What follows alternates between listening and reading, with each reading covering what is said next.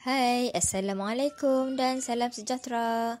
Selamat datang ke kelas Bahasa Melayu Tahun 5 bersama saya, Cikgu Nur Khalijah. Pada kali ini kita akan belajar tema 1 Kemasyarakatan, Unit 1 Masyarakat Penyayang yang bertajuk Pusat Transit SP 5.1.1 Roman 1 dalam aspek tata bahasa iaitu kata nama am. Buku teks muka surat 6. Objektif pembelajaran. Pada akhir pengajaran ini, murid dapat yang pertama, memahami dan menggunakan kata nama am mengikut konteks secara individu. Yang kedua, menyenaraikan kata nama am berdasarkan teks dan gambar. Aktiviti yang akan dilakukan oleh murid ialah pertama, membaca dan memahami teks beserta gambar. Kedua, mendengar penerangan guru mengenai kata nama am. Ketiga, mengenal pasti kata nama am berdasarkan bahan. Dan keempat, menyenaraikan kata nama am yang terdapat dalam teks dan gambar. Murid-murid sudah bersedia? Jom kita belajar. Kamu boleh buka buku teks muka surat 6. Aktiviti 1, membaca dan memahami teks beserta gambar. Pusat Transit. Jawatankuasa Taman Seri Damai telah membuka operasi Pusat Transit untuk anak-anak penghuni taman. Pusat Transit Anakku Sayang di Taman Seri Damai. Apa itu Pusat Transit? Pusat jagaan sementara bagi kanak-kanak berumur 6 tahun hingga 12 tahun. Penyediaan perkhidmatan pengangkutan untuk mengambil murid dari sekolah pusat transit dan menghantar murid ke sekolah semula bagi aktiviti kurikulum.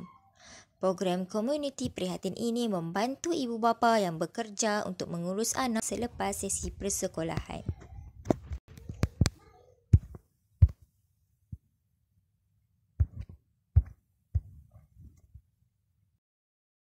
Kemudian, mari kita lihat gambar yang pertama.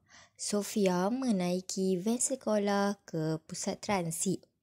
Kedua, Sofia dan rakan-rakan tiba di pusat transit. Mereka disambut oleh penjaga pusat transit.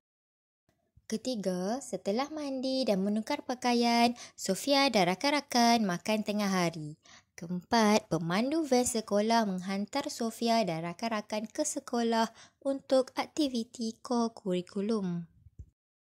Aktiviti 2, mendengar penerangan mengenai kata nama am. Apa itu kata nama am? Kata nama am ialah kata yang merujuk manusia, haiwan dan benda secara umum. Contohnya, orang, kucing, pondok, kereta dan kipas. Secara ringkasnya, kata nama am terbahagi kepada dua, iaitu kata nama am hidup dan kata nama am tak hidup. Kata nama am hidup terbahagi kepada dua pula, iaitu kata nama am hidup manusia dan kata nama am hidup bukan manusia. Bagi kata nama am tak hidup juga terbagi kepada dua, kata nama am tak hidup institusi dan kata nama am tak hidup bukan institusi. Murid-murid boleh tengok contoh daripada gambar yang dipaparkan.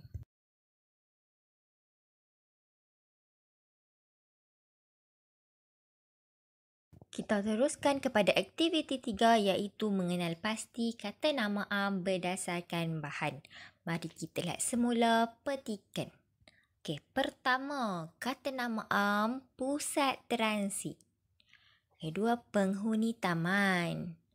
Pusat jagaan. Kanak-kanak. Sekolah. Murid. Kurikulum juga kata nama am. Ibu bapa dan anak.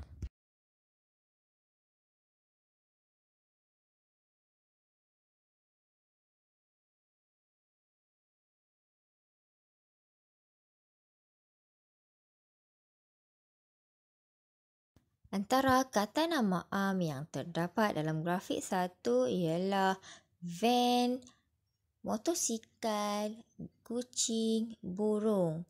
Pada grafik 2 pula, rakan-rakan.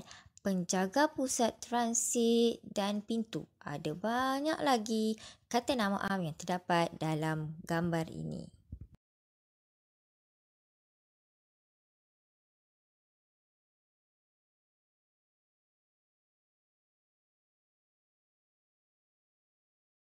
Pada bahan grafik 3 pula ialah kipas, pinggan, kerusi dan pakaian.